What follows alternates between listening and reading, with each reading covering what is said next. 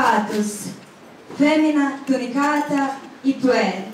Muškarac i žena obučeni u tuniku. Tunika je bila osnovni odjevni predmet Rimljana koji predstavlja kućno i radno odijelo.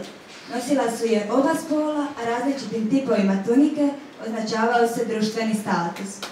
Niži slojevi isključivo kratke i uske tunike, viši slojevi su nosili tunike koje sežu do gležnjeva, karakula. Izrađivali su se od predivne vune, viši slojevi izrađivali su je od svile. Ženska tunika bila je znatno duža od muške i sezala do stopala.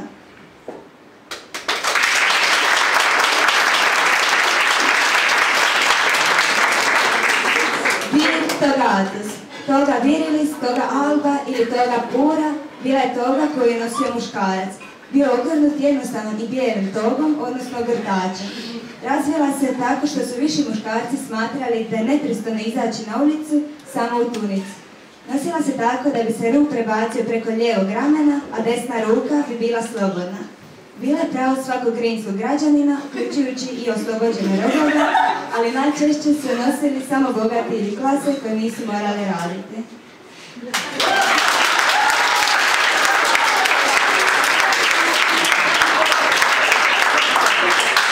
Vir togatus, toga preteksta. Muškarac obučen u bijelu togu s grimiznim obrugom, klausom koji upućuje na visoki društveni položaj.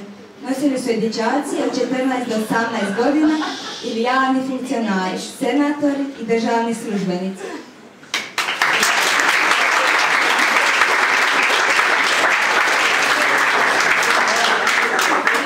Femina stola, osnovna odjeća koju su nosile žene pri izlasku iz kuće i hladnijem vremenu.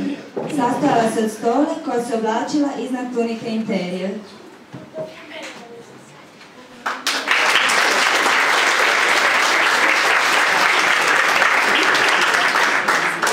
Rimski vojnik. Vojna oprema rimskog vojnika sastojala se od oklopa, toraksa i štitnika, lokika od kože i metala.